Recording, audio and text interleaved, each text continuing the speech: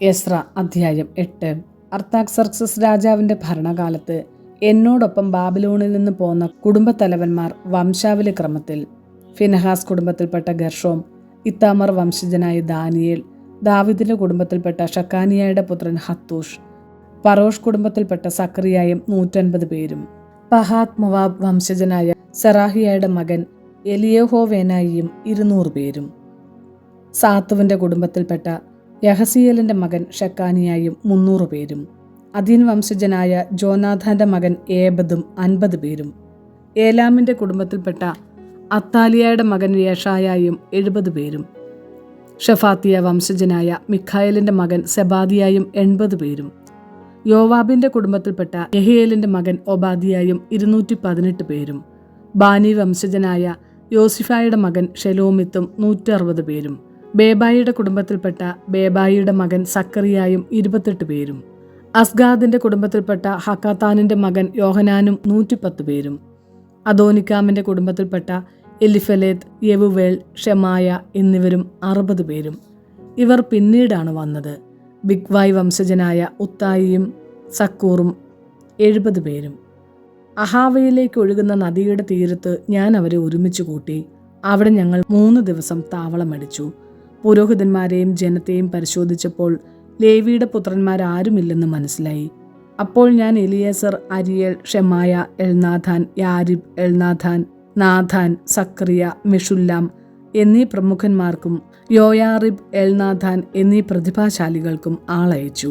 ഞാൻ അവരെ കാസിഫിയായിലെ പ്രമുഖനായ ഇദ്ദോയുടെ അടുക്കലേക്ക് അയച്ചു.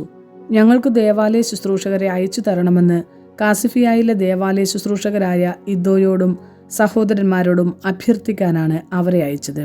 ദൈവകൃപയാൽ ഇസ്രായേലിന്റെ പുത്രനായ ലേവിയുടെ മകൻ മഹ്ലിയുടെ കുടുംബത്തിൽപ്പെട്ട വിവേകിയായ ഷെറബിയായെയും അവന്റെ പുത്രന്മാരും ബന്ധുജനങ്ങളുമായി 18 പേരെയും അവർ കൊണ്ടുവന്നു.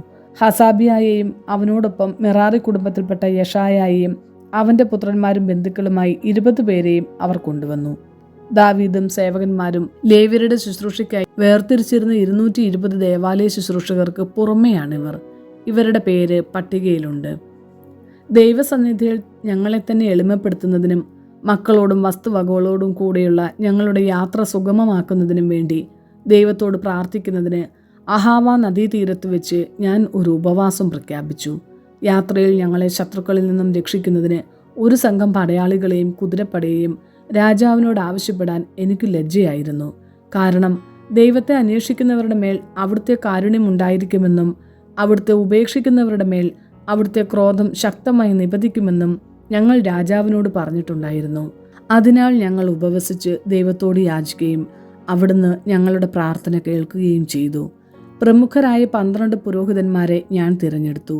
ഷെറബിയായും ഹഷാബിയായും അവരുടെ ബന്ധുക്കളായ 10 പേരും. രാജാവും ഉപദേശകരും പ്രഭുക്കന്മാരും അവിടെ സന്നിഹിതരായ ഇസ്രായേൽ മുഴുവനും ഞങ്ങളുടെ ദൈവത്തിന്റെ ആലയത്തിനു വേണ്ടി കാഴ്ചയായി അർപ്പിച്ച സ്വർണവും വെള്ളിയും പാത്രങ്ങളും ഞാൻ അവരെ തൂക്കിയേൽപ്പിച്ചു. 650 താലന്ത് വെള്ളി, 100 താലന്ത് വരുന്ന 50 വെള്ളിപ്പാത്രങ്ങൾ, 100 താലന്ത് സ്വർണം, 1000 ദാരിക് വരുന്ന 20 സ്വർണ്ണ പാത്രങ്ങൾ, സ്വർണം പോലെ അമൂല്യവും തിളങ്ങുന്നതുമായ 2 ഓട്ടുപാത്രങ്ങൾ, ഇവയാണ് ഞാൻ തൂക്കിയേൽപ്പിച്ചത്. ഞാൻ അവരോട് പറഞ്ഞു, നിങ്ങൾ കർത്താവിന് വിശുദ്ധരാണ്. ഈ പാത്രങ്ങളും വിശുദ്ധമാണ്. ഈ സ്വർണവും വെള്ളിയും നിങ്ങളുടെ പിതാക്കന്മാരുടെ ദൈവമായ കർത്താവിനുള്ള സ്വാഭിഷ്ട കാഴ്ചകളാണ്.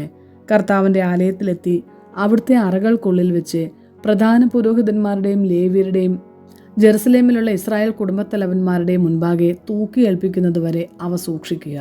അങ്ങനെ പുരോഹിതന്മാരും ലേവ്യരും ജെറുസലേമിൽ ദേവാലയത്തിലേക്ക് കൊണ്ടുപോകുന്നതിന് സ്വർണവും വെള്ളിയും പാത്രങ്ങളും തൂക്കം ബോധ്യപ്പെട്ട് ഏറ്റുവാങ്ങി.